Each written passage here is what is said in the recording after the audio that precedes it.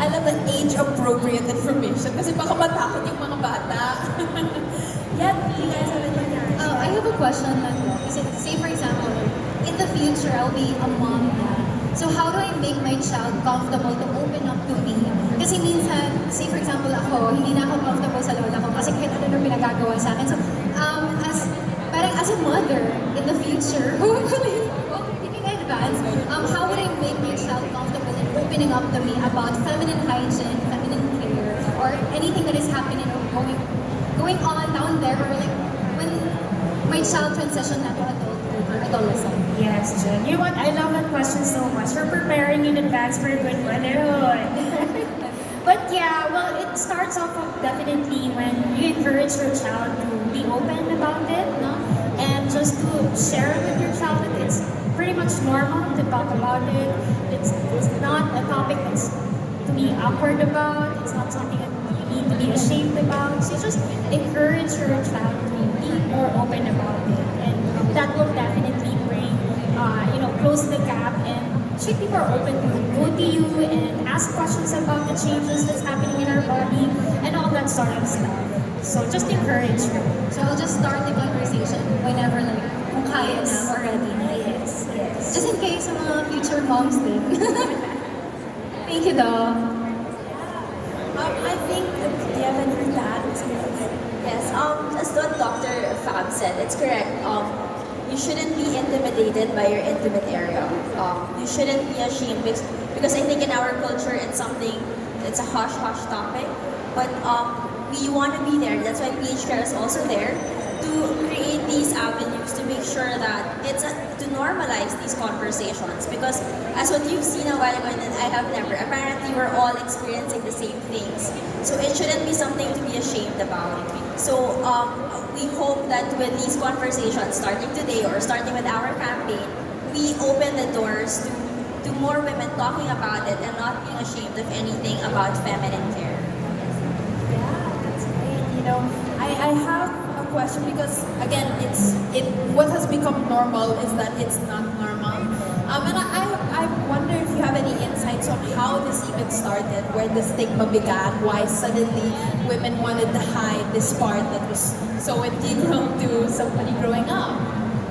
And there's so much levels, I believe, when it comes to that. And it's culturally that's involved, like especially in a country where we live in, we're very much traditional, and we're held by so many beliefs and so many things. So that kind of like added into the stigma of talking about these things. But I do believe it's not just here in our country where that's happening. It's actually everywhere.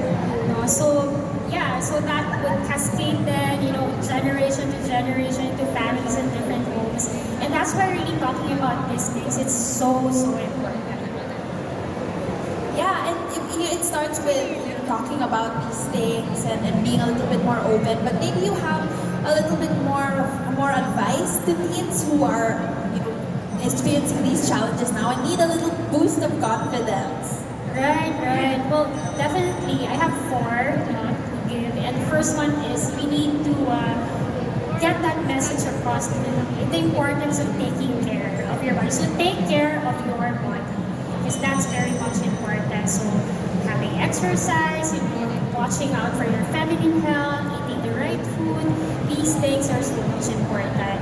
And then the other thing to boost that confidence is girls also have to have that knowledge of learning how to counter negative media messages, right? Because as you said earlier on, like information out there, it's so much accessible. But then there are good messages we get, there are also like negative messages we get that kind of like impacts our self-esteem. Right? So for girls out there, you have to learn how to counter, the negative media messages. And then the third one, it's also important that you should have positive friendships. Supportive friendships is also, very key. And in terms of their feminine health, that will be a very good influence on you as well. When you're all on the same page of taking care of your feminine health and all aspects really, right? And lastly, I think this is the most important message, is that you love yourself. Be kind to yourself and treat your body right, treat yourself right. So avoid doing harsh and critical things to your body, to your whole self in general. And just, yeah, spread that TLC to yourself, tender loving care to yourself. I love that. So number one, take care of yourself. Number two, counter negative media messages. Number three, have positive friendships. And number four, love yourself and be kind to yourself. Those are amazing advice.